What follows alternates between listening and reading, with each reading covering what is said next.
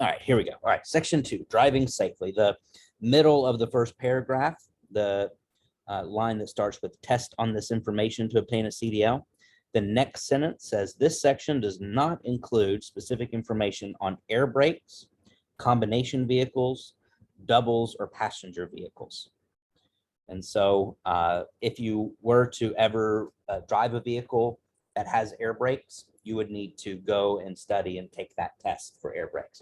None of our vehicles have air brakes. They all have hydraulic brakes.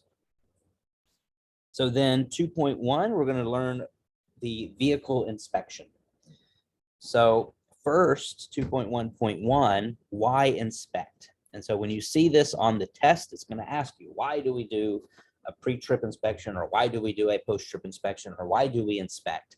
And the answer is this first sentence: safety is the most important reason for completing a vehicle inspection. A vehicle defect found during an inspection could prevent problems later on, such as a breakdown on the road, which could cost a lot of time and money.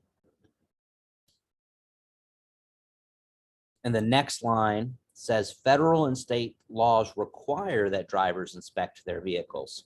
And it says federal and state inspectors also may inspect your vehicles. And if they judge your vehicle to be unsafe, that vehicle will be put out of service until it is repaired.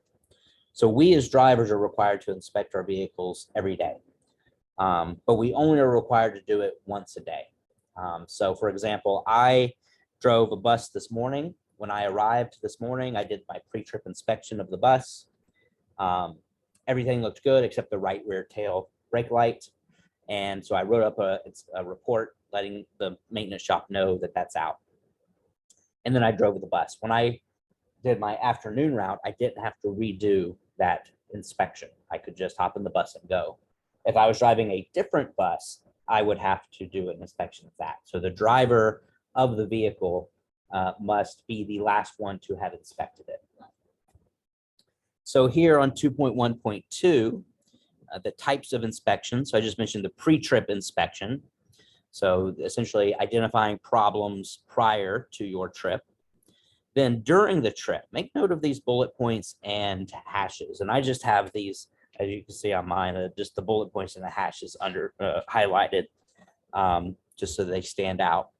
And because during the trip, these are the things that you're looking for. And so there may be a question on the test that says, during your trip, what are you inspecting? And so your gauges, you are looking and listening and smelling for things, tires, brakes, lights, all of that you can see while driving. Then we do an after trip inspection report. So after we get done with our trip, we just report any problems that are found. So it's not the same as our full, pre-trip inspection, but our after trip inspection is just reporting any issues, additional issues that we may have noticed.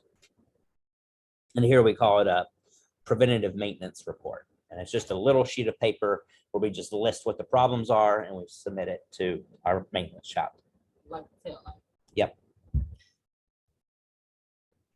So 2.1.3 is going to start showing you what you should look for when you're doing your inspections. So the first is going to be tire problems. Specifically, let me direct your attention to the second bullet point where it says bad wear, but then it tells you the tread depth for tires. And so make sure you memorize this. So at least 4/32 of an inch tread depth is required in every major groove on front tires, and 2/32 inch tread depth is required on other tires. It says no fabric should show through the tread or sidewall. And so tires are made with fabric built into it, just like fabric of our clothes. And at the point the rubber wears down to where you see that fabric, that's where there's a risk of the tire blowing out at high speeds. And so if we ever see fabric, we want to make sure we note that. It puts the bus out of service, but make note of those tread depths. So we're looking at the grooves of the tire to make sure that there's at least 4/32 on the front, and then 2/32 on the rear or other tires. So again, for section 2, I may refer to school buses, but really what we should be thinking about is driving these type of vehicles. So that's why it says front tires are going to be 4/32 of an inch, and then 2/32 inch other tires. So that's really it for 2.1.3 at this point. Let's flip over to page 20.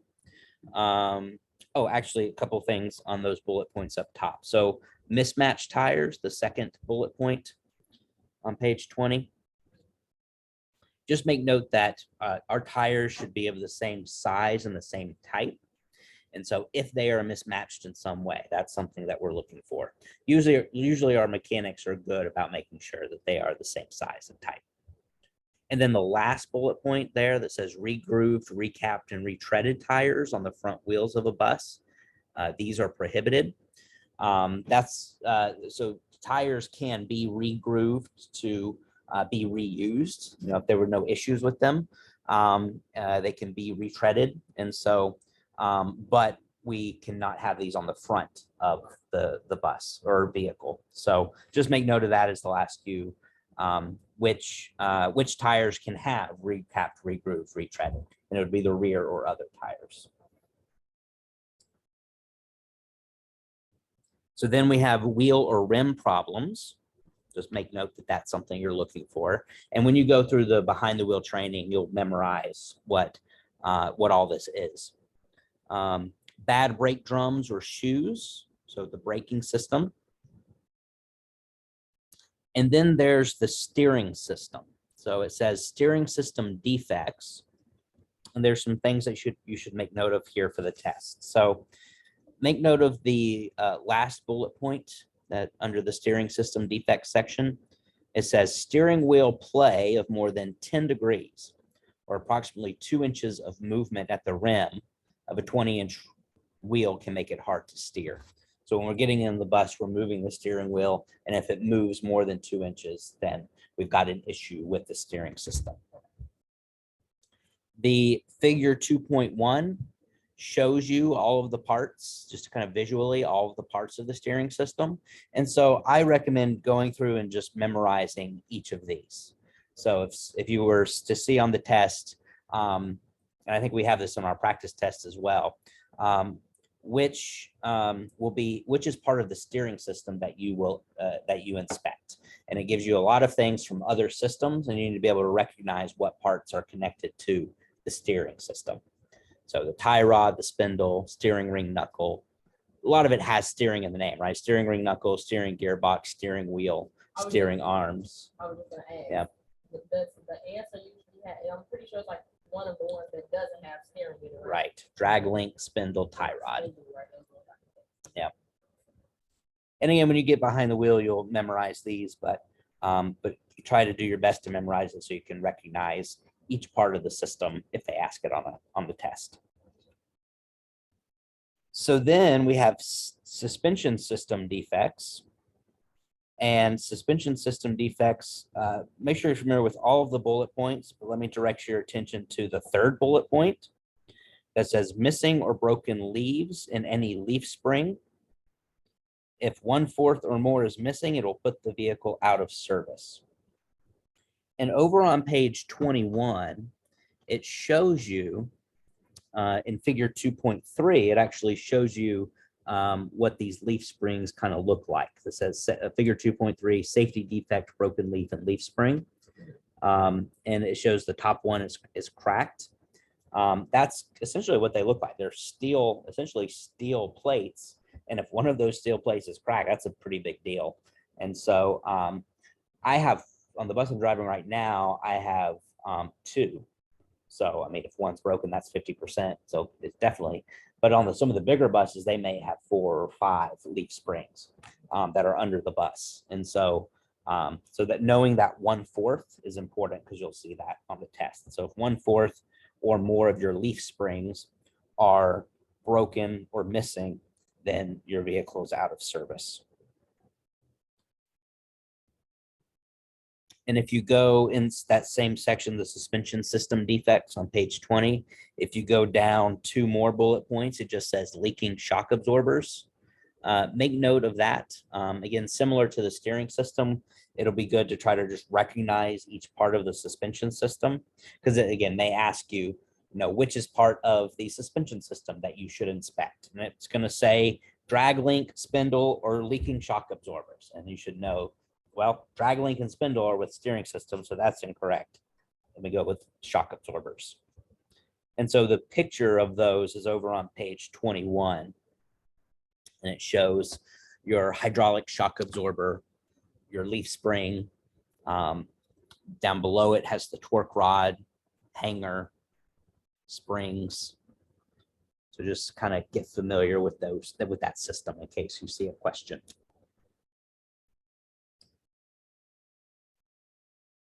So continuing on page 21, if we go down below the diagrams, we see exhaust system defects. And just as important to know that sentence right after it says a broken exhaust system can let poison fumes into the cab or sleeper berth. That's why we inspect our exhaust system.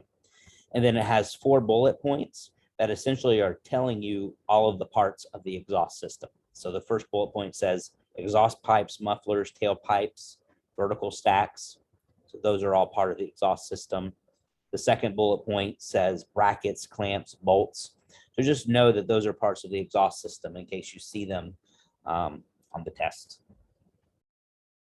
So then we get to emergency equipment. And so it says vehicles must be equipped with emergency equipment. And so there are 3 types of emergency equipment that we're required to have. So the first is going to be fire extinguisher. And we'll learn later what types of fire extinguishers we need, but fire extinguisher. The second is spare electrical fuses, unless we're equipped with circuit breakers. And then the third are going to be warning devices.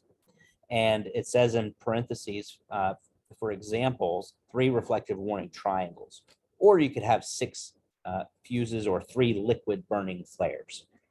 We have triangles, reflective triangles. So you may see these on the test, you may see just it referred to as reflective triangles, or you may see the term warning devices. Regardless of what they say, that is one of the emergency equipment we're required to have. A lot of truck drivers I've seen, especially at night, have flares, and so, but we don't mess with those. Then next, the next bolded line says cargo and pertaining to trucks. Just make note of the first sentence that says you make sure the truck is not overloaded and the cargo is balanced and secured before each trip. And so just know that that is one of the requirements for us as CDL and CMV drivers, is that we must make sure we're not overloaded and that our cargo is balanced and secured. And we'll learn in section 3 ways to do that. So if it asks you, what is one thing you must make sure to do before each trip, and it gives you a list of things, if balancing and securing cargo is on that list, it's the correct answer. So that's page 21. Let's flip over to page 22. And we start learning about the 7-step inspection method. And while all of it is important, again, I'm going to direct your attention just to specific things that we have been told or know are on the test. So first is under 2.1.5, you see the method of inspection. And make note of this, that a pre-trip inspection should be conducted the same way each time. So the driver will learn all of the steps and be less likely to forget something. So we do it the same way every time.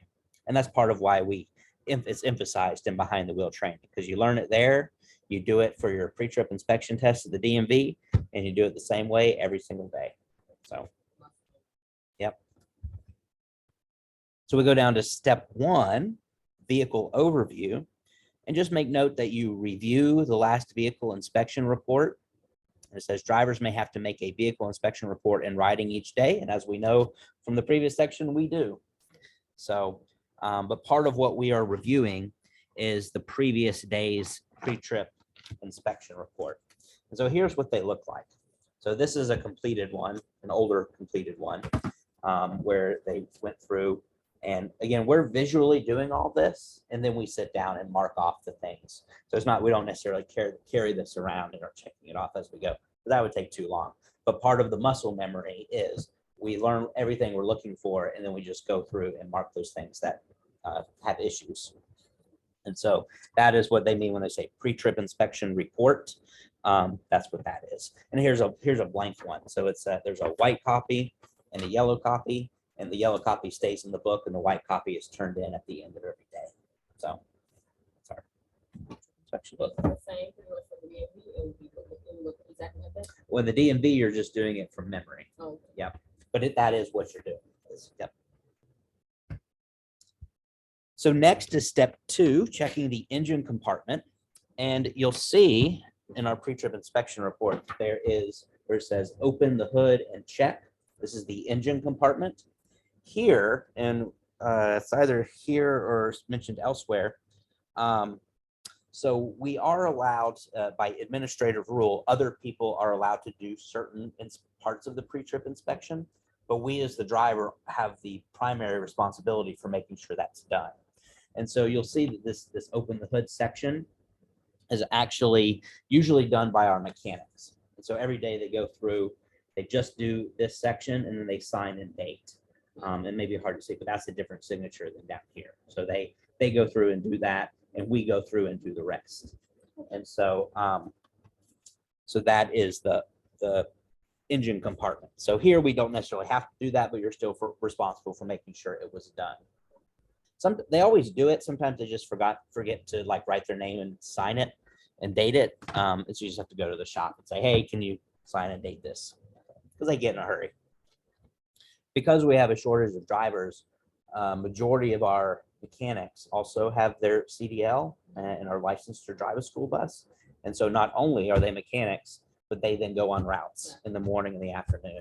And I know that's part of what we're trying to do is get more drivers so that they can spend more time just as mechanics. They don't have to necessarily go on route every day.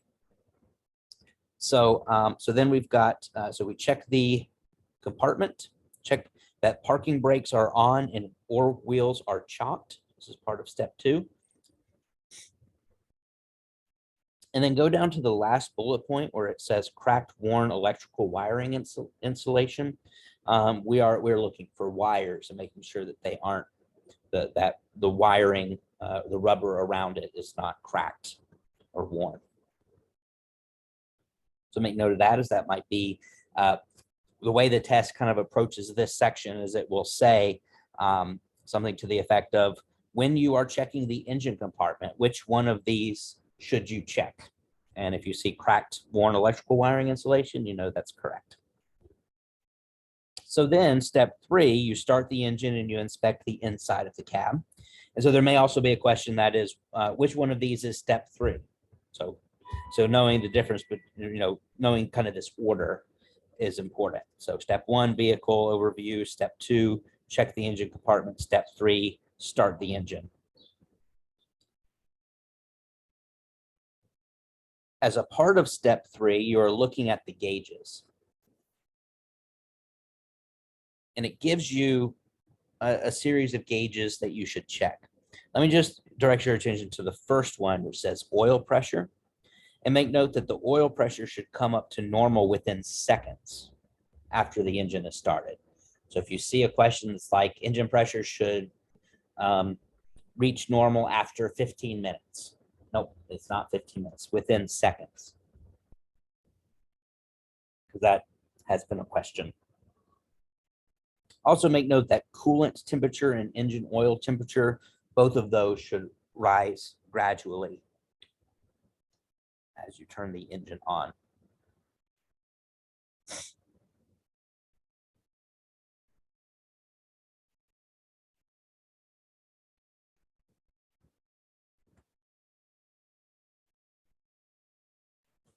Those are the gauges, oil pressure, then coolant and engine. So then we go over to page 23. Figure 2.5 shows you an example of this, your oil gauge, your oil pressure gauge.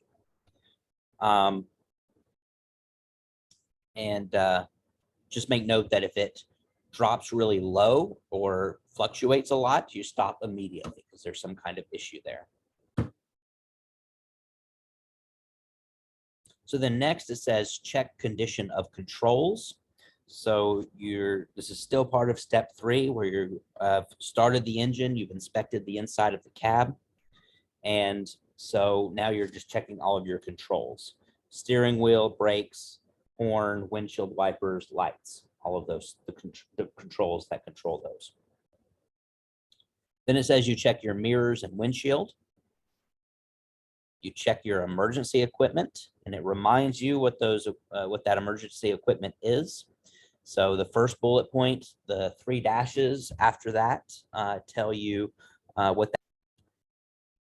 So make note of those 3 dashes that say what those are. So spare electrical fuses.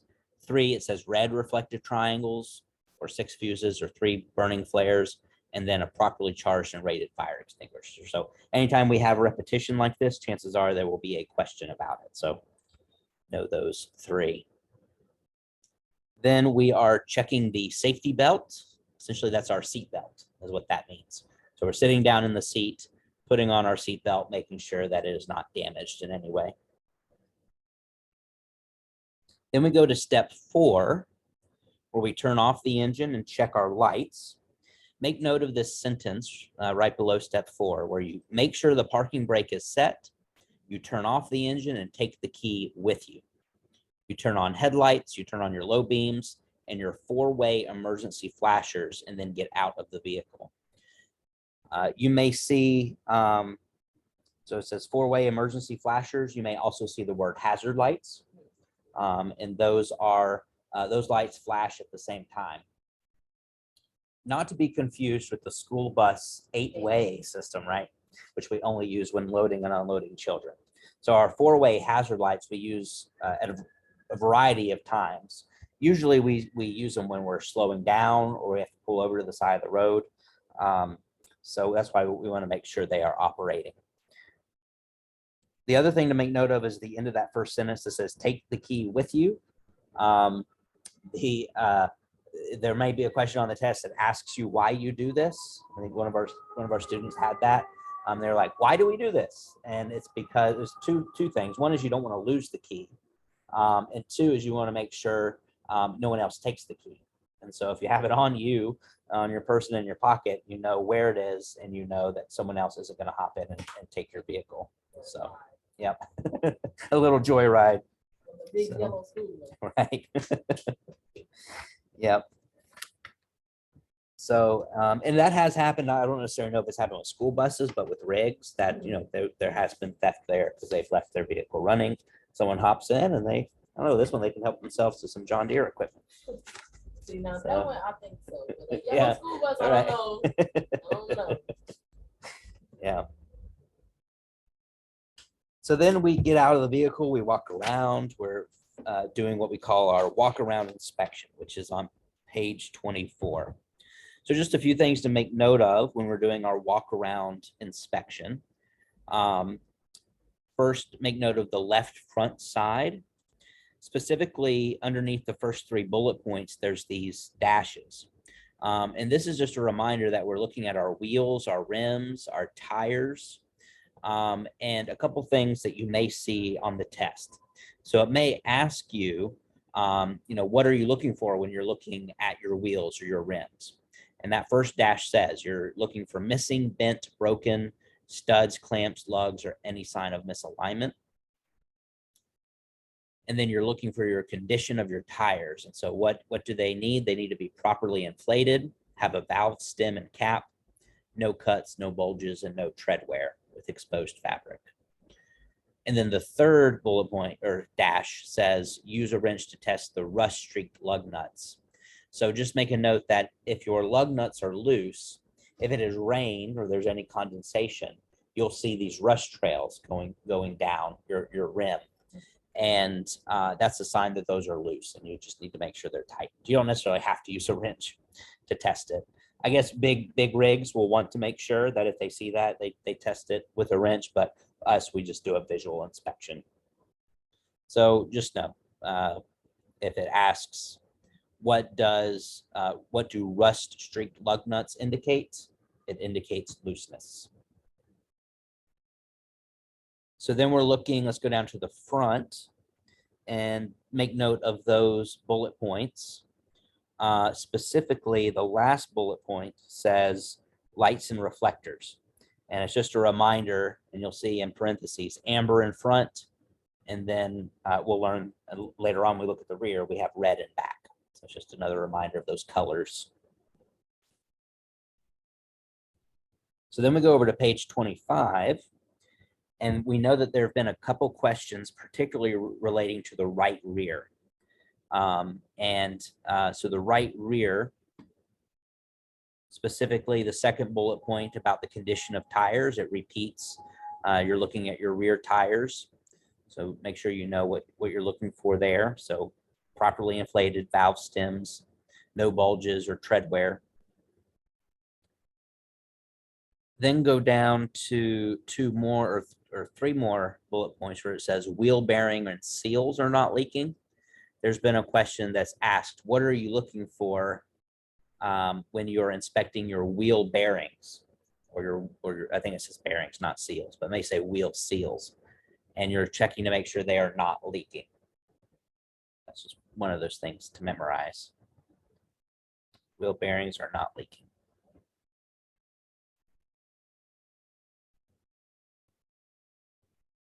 So then we go down to the rear of the bus, and this is just a reminder of the first two dashes that remind you that you have red reflectors and red lights at the rear that you're checking.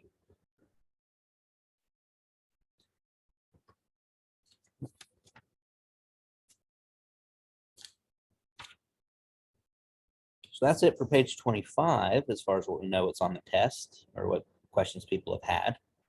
If we go to step 6, you're checking your signal lights. So these are, we call them turn signals. And then step 7, you start the engine. So you've already started the engine and turned it off once. Now, after you've done your outside inspection, you're getting in and starting the engine again. And you're going to be checking specifically your brakes.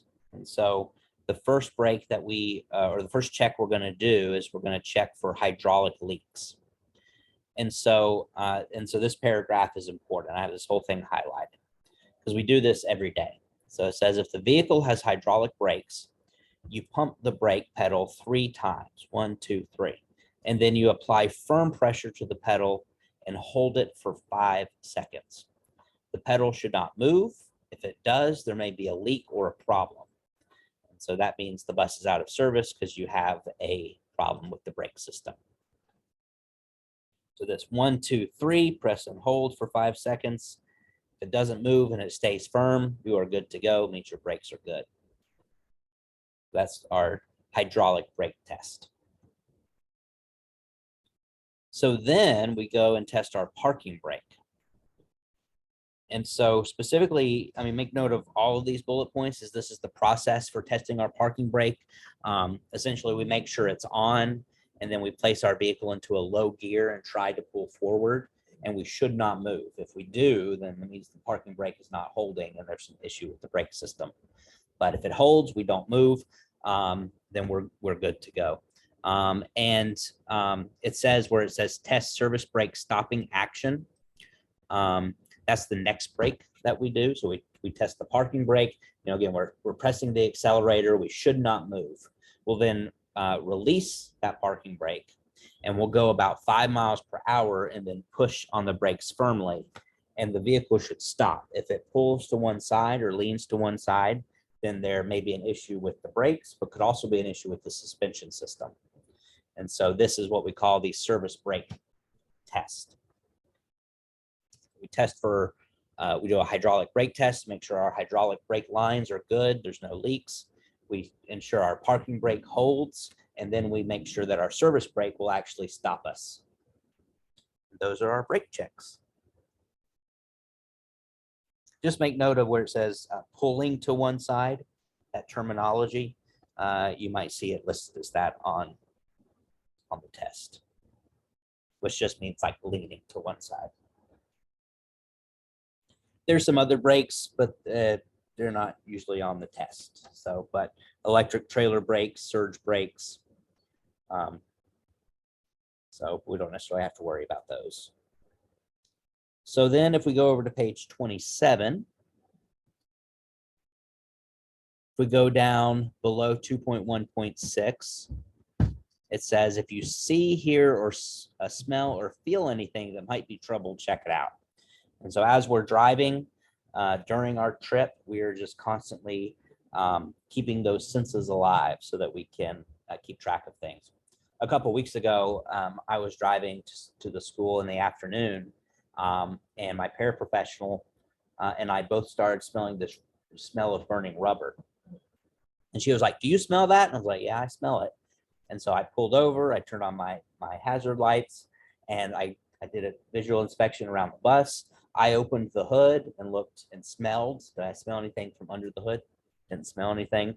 Ended up determining it probably wasn't our vehicle, but maybe there was a truck in front of us for a period of time that maybe it just kind of got into our air system. But it's a good example of we're just, as we're driving, being alert to that in case we notice anything.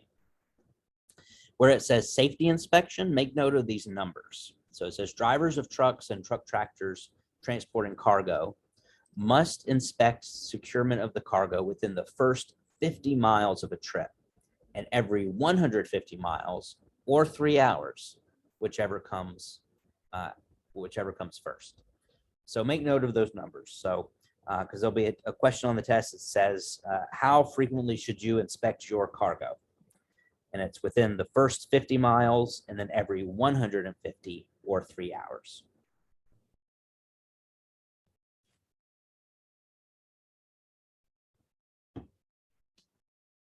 Cool. So that is that. So let's go down below the subsection 2.1 box where it says test your knowledge, and go down to basic control of a vehicle.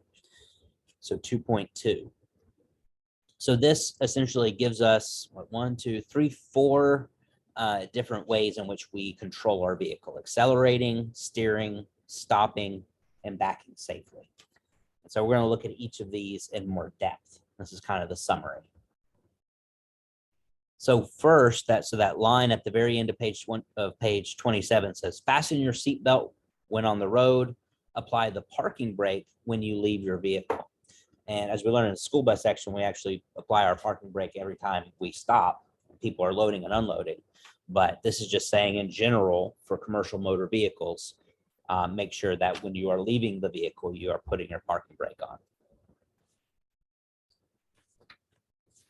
So let's talk about accelerating. That's the very top of page 28. Find myself, we go until page 46. Sure, we're doing good on time. So accelerating. So make note of this first paragraph. I have the entire thing highlighted as it explains specifically what you do if you're parked on a hill. So it says, do not roll back when you start. You may hit someone behind you. If you have a manual transmission vehicle, you partly engage the clutch before you take your foot off the brake. You put on the parking brake whenever necessary to keep from rolling back. And you release the parking brake only when you've applied enough engine power to keep from rolling back. And so essentially what it's saying, and the example that I think of is when I would go visit, when I was dating my wife. She lived in Seattle and I lived on the east side of the state. So I would drive over and see her. And Seattle has a lot of hills in downtown. And so I would often parallel park on a hill. And so there'd be someone in front of me and someone behind me. In order for me to not run into the person behind me, I had to start out with my foot fully on the brake. And then I had to slowly press the accelerator and release my foot from the brake so that I would go from a stationary position to accelerating and not go backwards. In a manual transmission, it's similar. You engage the clutch and then you use the parking brake to keep you from rolling back as you accelerate to be able to move forward. And so when driving a commercial motor vehicle, you may have to do this on hills, just when you're on a road, like not necessarily parked, because the weight that you're hauling may force you to go backwards. So be mindful of this process So specifically, it talks about manual transmissions. Again, we don't drive manual transmissions here, but you may see it on the test where it asks, how do you prevent from hitting someone behind you when going from a parked to a moving position in a manual transmission? And so knowing you partly engage the clutch, take your foot off the brake, engage the parking brake, start to accelerate, and then release the parking brake once you have enough engine power to keep from rolling back. The next paragraph says speed up smoothly and gradually so the vehicle does not jerk. And I have highlighted this next sentence that says rough acceleration can cause mechanical damage. So just make note of that. That may be a question. What is one problem with rough acceleration? And it'll give you like 4 options. Mechanical damage will be the correct answer.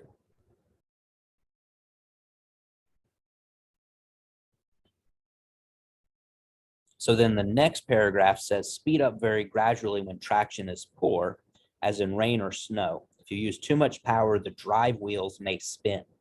And we've seen that, right? Especially on a rainy day, you hit that gas too hard and those wheels are going to spin. So that's just reminding you of that. So now the second is steering. So we talked about acceleration, now is steering. So just make note that we're putting our hands on the opposite side of the wheel, which is technically the 9 position and the 3 position. I know when I learned to drive, I learned it was 10 and 2, but it's actually 9 and 3. So they should be directly across from each other. So make note of that, because I know that was a question on the test I had, was what position should your wheels be in, and directly across from each other was the correct answer. Or opposite from each other, I think is how it was worded. So then we have stopping, 2.2.3, and knowing that you have essentially 2 different braking systems that we use primarily. The first being your service brake. So that's just what we in regular cars just call our brake. But because in commercial motor vehicles, there are a variety of brakes, we specifically call them by name. So our service brake. And it's important to know that there's a variety of times when we don't want to use our brakes, and we'll learn when those are. Like, for example, going through curves. We actually want to accelerate through curves and not hit our brakes through curves. So that requires us to slow down below the speed limit. Yep. So we can accelerate. So we'll learn more about braking later on. Backing safely. So 2.2.4. It just says the second sentence of that line, of the first line, says avoid backing whenever you can. When you park, try to park so you'll be able to pull forward when you leave. And if you have to back up, it gives you 6 bullet points here of what you should consider. Make note of the last 2 bullet points. It says back and turn toward the driver's side wherever possible. That's because you have better visibility on your left side in a vehicle than you do on the right side. So that's what they mean by the driver's side. And it says use a helper whenever possible. And in the school bus section, they call this a lookout.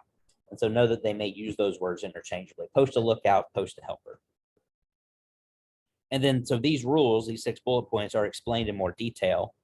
I kind of just explained the 5th one. So backing and turning toward the driver's side. So you back to the driver's side so you can see better. Backing toward the right side is very dangerous because you cannot see as well. If you back and turn towards the driver's side, you can watch the rear of your vehicle by looking out your side window. And it says use driver's side backing, even if it means going around the block to put your vehicle in this position. And so know that they call this driver's side backing, and it's what is encouraged and recommended. So when we back and turn towards the driver's side, the left side.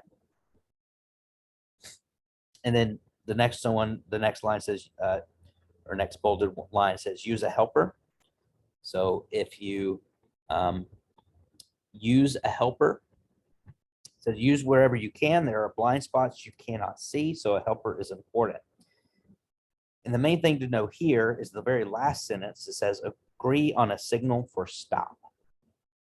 And so make note, it may ask you, what is the most important piece of communication between a lookout or between a helper and the driver? And it's or what's the most important agreed upon sign? And it's going to be stop. So it doesn't matter if they're using their hand to say, stop, or maybe they're just waving you to say stop. Whatever that signal is, you should come up with the signal for stop. And that's the most important. Over on page 29, we learn about how to shift gears. So we learn primarily how to shift using a manual transmission. Have you ever driven a manual transmission before? Not in a long time. Yeah. Most people haven't. I've only done it on like ATV vehicles. And so we need to know the process, but again, we don't have any manual transmissions here, so we don't actually do it. But make note. So it says shift 2.3, shifting gears. It says correct shifting of gears is important. If you cannot get your vehicle into the right gear while driving, you will have less control. Make note of that, as there may be a question that says, what happens if you can't get your vehicle into the correct gear? Well, you have less control would be the correct answer.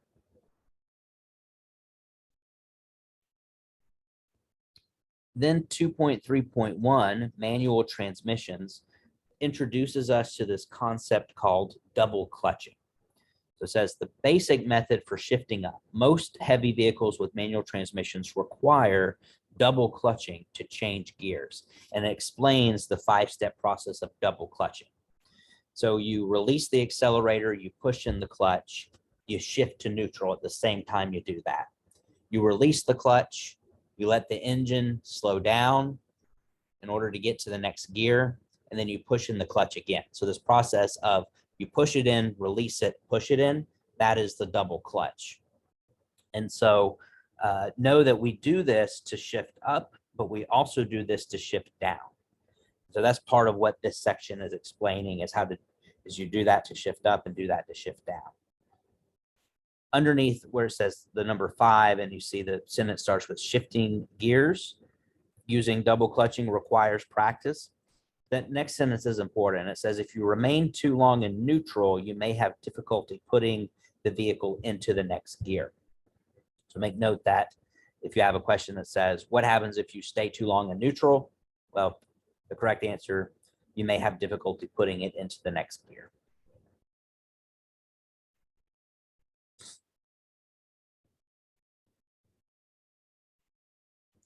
Then we learn about the 2 ways to know when to shift a manual transmission. And the 2 ways of knowing when to shift a manual transmission are going to be, first, the engine speed. So the engine speed, we also call that the RPM, rotations per minute. So it says you study the driver's manual for your vehicle to learn the operating RPM range. It says watch your tachometer and shift up when your engine reaches the top of the range.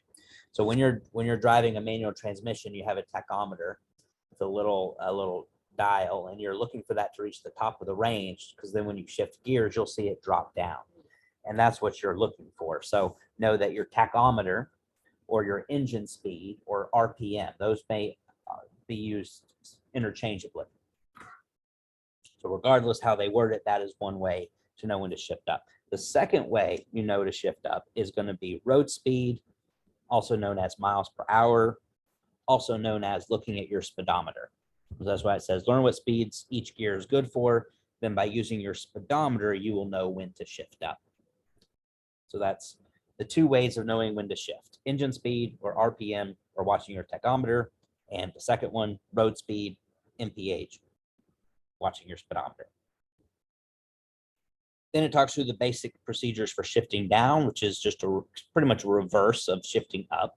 So I don't necessarily have to go into that.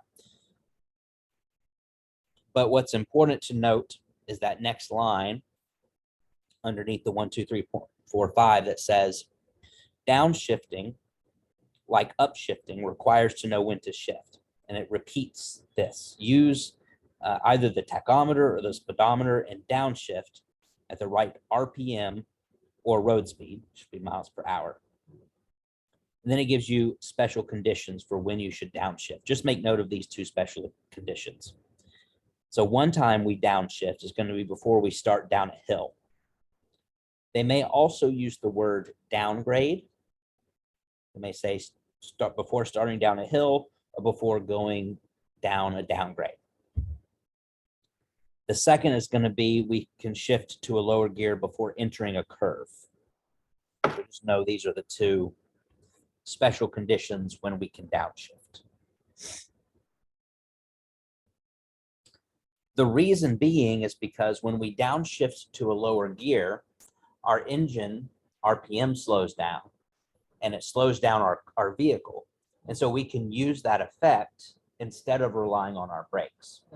And we call that, and we'll learn about in a minute, the engine braking effect. And there's a lot of times, not just going downhill and going through curves, that we can use the engine braking effect.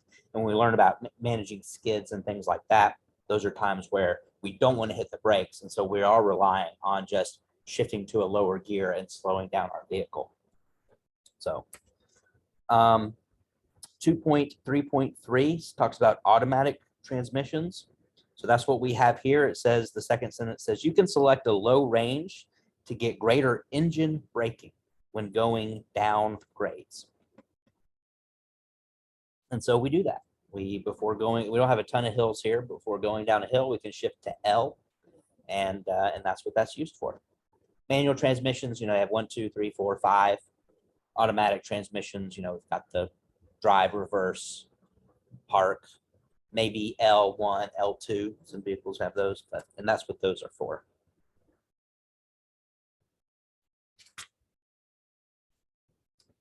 If we flip over to page 30, we learn about this concept of retarders, and just a couple things to note about retarders.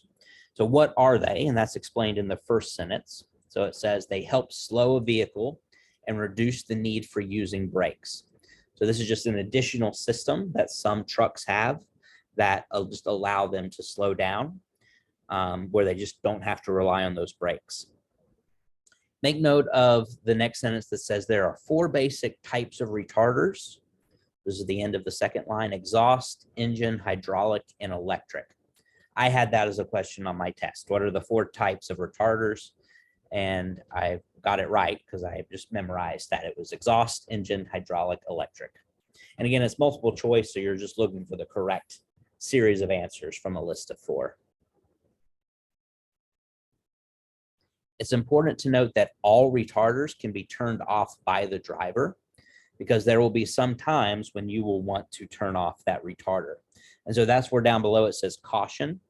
So caution: when your drive wheels have poor traction, the retarder may cause them to skid. So you should turn the retarder off whenever the road is wet, icy, or snow covered. So you may see a question that asks you, when do you want to use or when do you not want to use your retarder, or what are the negative impacts of using a retarder on snowy roads or icy roads? And it would be that they can cause you to skid. So make note of that kind of correlation. So retarders can cause you to skid, so you can turn them off if it's got poor conditions. All right, so let's look down below to 2.4.1, seeing ahead. So it's important to know that when you're driving, you are looking all around you, but a lot of people don't look far enough ahead. And so they want to make sure that you know how far ahead you should be looking. And so where it says how far ahead to look, it says most good drivers look at least 12 to 15 seconds ahead. So make note of that. 12 to 15 seconds, and then figure 2.6 kind of gives you a visual. So 12 to 15 seconds in the city is about 1 block. On the open highway, it's about 1/4 of a mile. We mostly do city driving, so we're looking ahead about 1 block. And then also towards the end of that paragraph, it says good drivers shift their attention back and forth, near and far.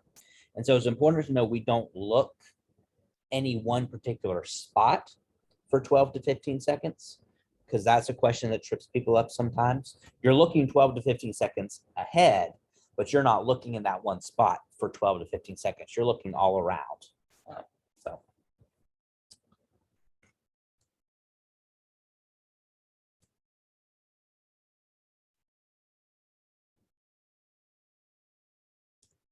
All right, so what are you looking for? That's what's next.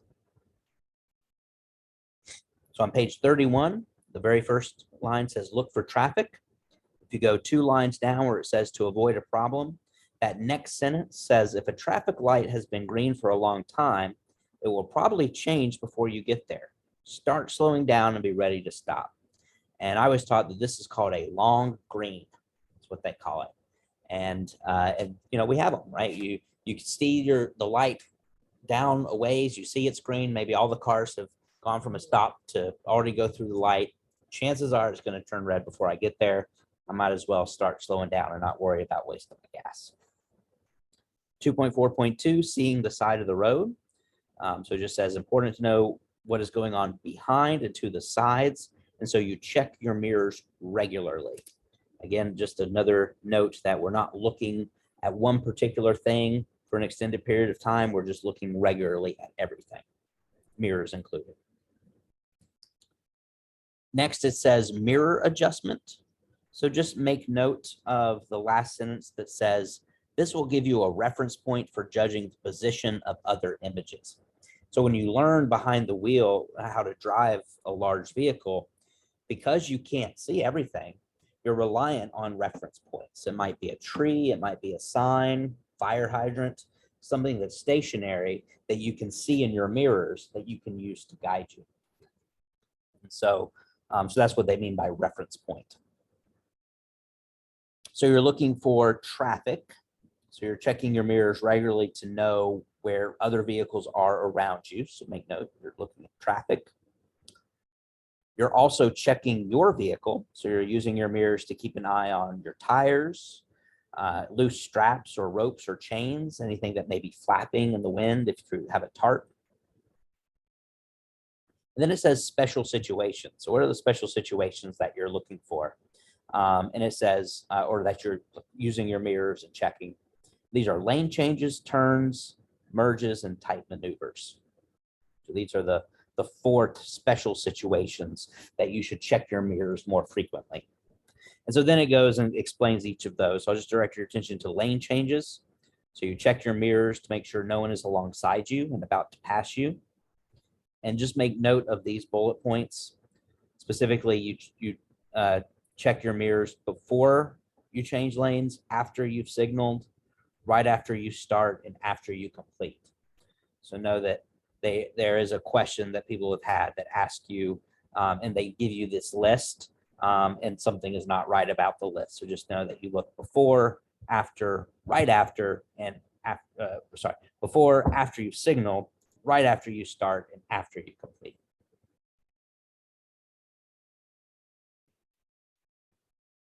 Then you're looking at turns. And you're just checking your mirrors to make sure the rear of your vehicle doesn't hit anything. And remember, we learned specifically with school buses, we have a up to a 3-foot tail swing that we don't want to hit the vehicles behind us or beside us when we're turning. So that's the type of thing that we're also looking for in our mirrors. So then we dive into specifically the types of mirrors that we have. And so let's just touch on these, and that might be actually kind of where we end for today. So it says how to use your mirrors. So you're checking them quickly. So again, not a specific time frame. So any question that asks you specific time frame is incorrect. So the first bullet point says when you use your mirrors while driving on the road, you check quickly. You look back and forth between the mirrors and the road ahead, but you don't focus on the mirrors for too long. The second bullet point says that many vehicles have curved mirrors, what we would call convex mirrors. And it's important to know that these mirrors show a wider area than flat mirrors. The next line says you should be aware that everything appears smaller in a convex mirror than when you're looking at it directly. And things also seem farther away. So make note of those key words. So a convex mirror shows a wider area, everything appears smaller, and things seem farther away.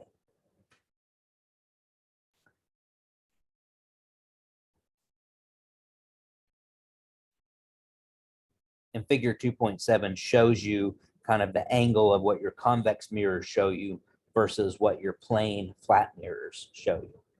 So you can see that wider angle with that convex mirror than with the what they call the plane or the flat mirror. So that's page 31. Page 32.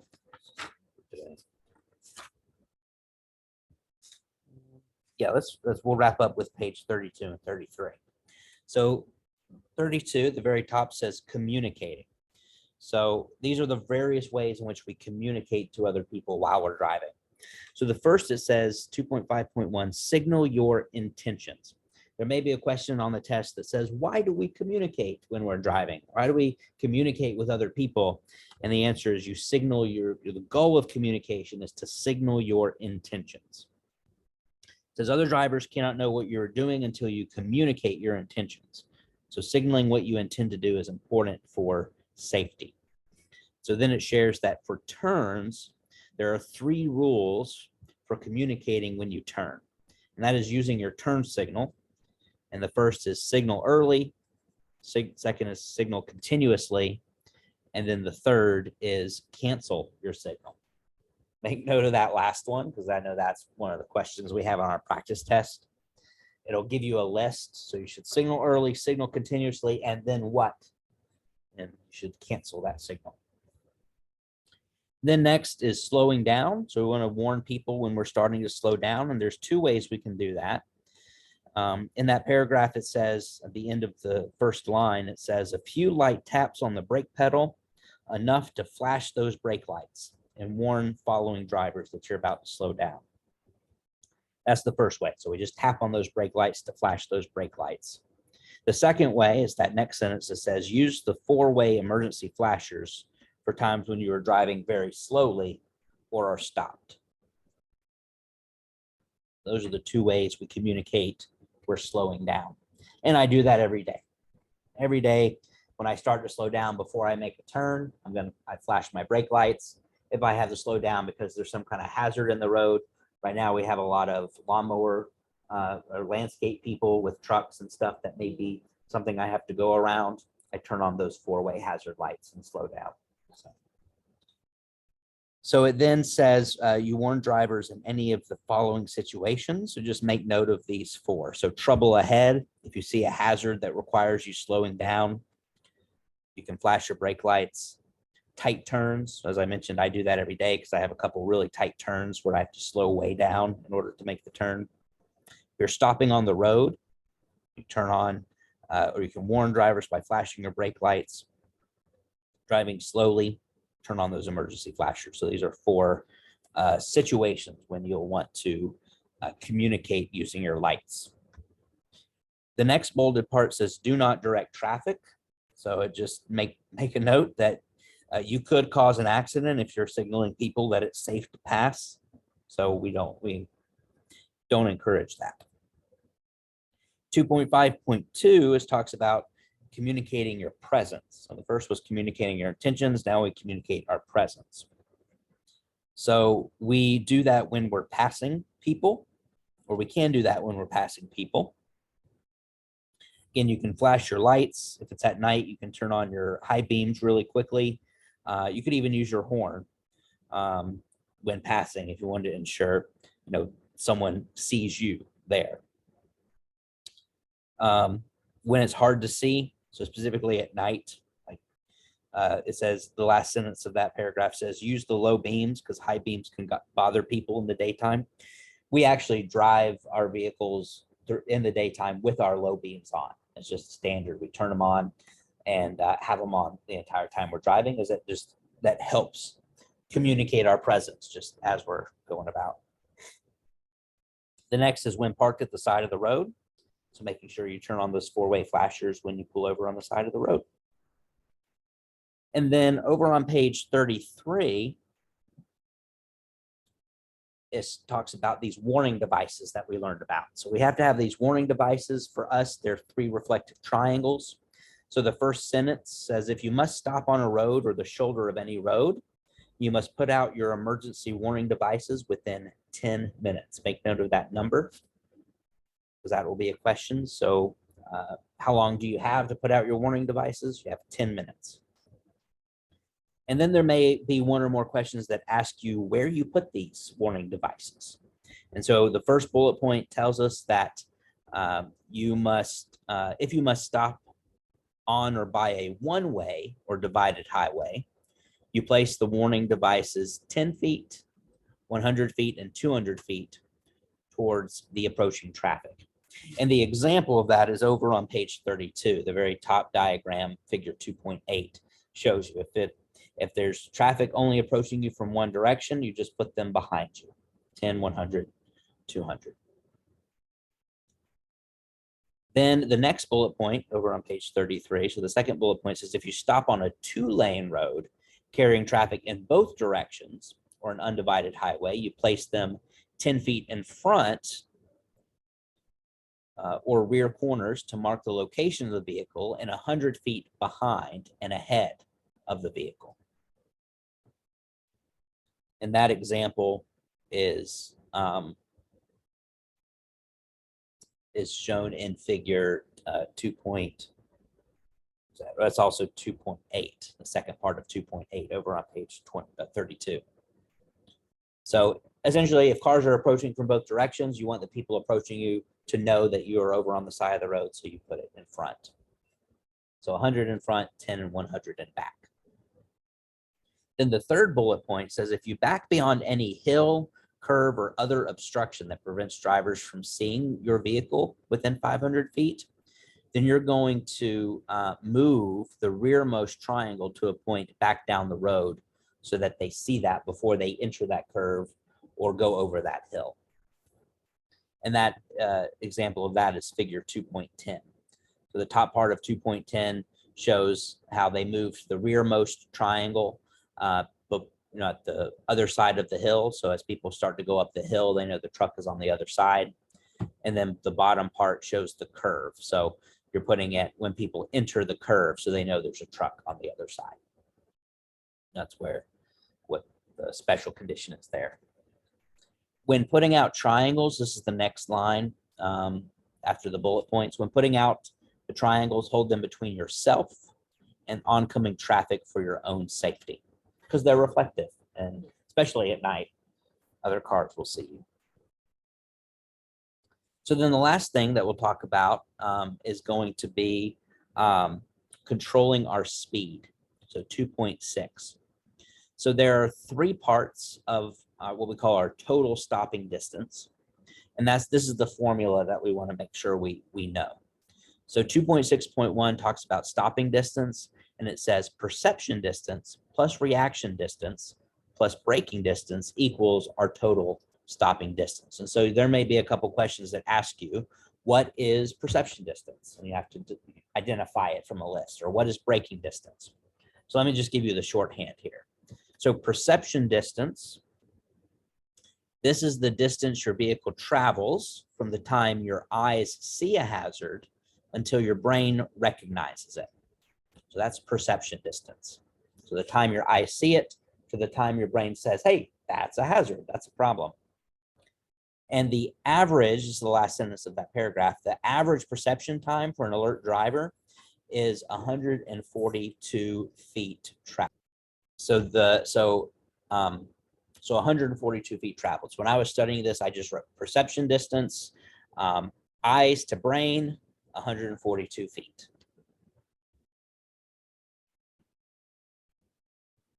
So then we have reaction distance. So this is the distance that you travel from the time you recognize it as an issue to when you physically hit the brakes in response to the hazard.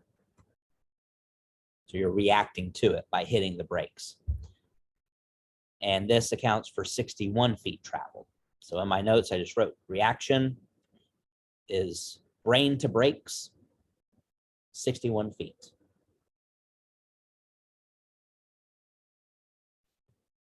And then the last is braking distance. So this is the distance your vehicle travels while you are braking. So it's essentially from the time you start hitting the brakes to the time your vehicle actually stops. So this is your braking distance, and this is 216 feet. So from brakes to stopping, 216 feet. So that means for a commercial motor vehicle, your total stopping distance in ideal conditions is 419 feet. And that's at the very end of that paragraph that starts with total stopping distance. So know those numbers. So total stopping distance is a minimum of 419 feet.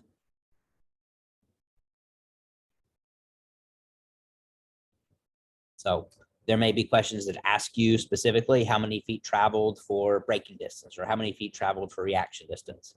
But there also may be questions that say, what is braking distance or what is reaction distance? And it'll give you all the definitions you need to select the correct one. The last thing to note here is the effect of speed on stopping distance. Just make note of this. The faster you drive, the greater the impact or striking power of your vehicle. This next sentence is important. When you double your speed, so from 20 to 40, the impact is 4 times greater. Make note of that. When you double your speed, the impact is 4 times greater. It goes on to say if you triple your speed, the impact is 9 times greater.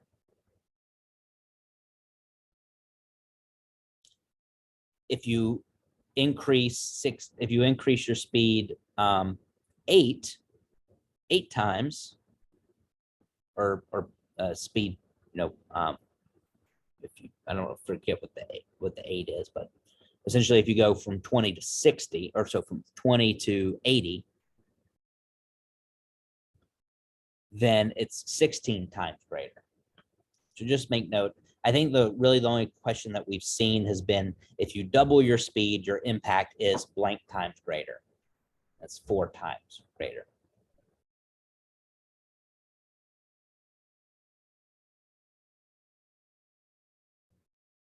Which it says at 60 miles per hour, your stopping distance is greater than the length of a football field. So that's a long time to stop. Trains have even longer to stop because they're going a lot faster.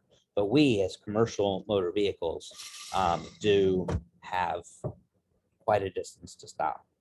So the key here is just by slowing down, you reduce that braking distance and can prevent a lot of accidents. But we don't go over like 30 miles per hour. It depends where you go. Like 40. Usually. The one exception would be if you do a charter, okay, where we have charters that take people to Six Flags. Okay. And so that would be the interstate speed of what, like 60, maybe 60 or 70. So yeah, but yeah, we usually in the city, I think the fastest I go is 40, and that's going to be on McCormick. So yeah, most of mine are 20 or 15 or 35. So, but in general, we're thinking trucks with this. So think this truck going the length of a football field. Mm-hmm. Yep. So that's all we'll cover for today since we're over time. So I'll make a note that we'll pick up on page 34. Up on page 34. So we'll just wrap up the effect of weight on stopping distance, and then we'll talk through slippery surfaces, hydroplaning, curves, downgrades, and then how we manage space. That's space in front of us, space behind us. And we'll do from page 34 to page 46. We'll do that tomorrow. Awesome. So yeah, if you could make sure to read that, and then we'll go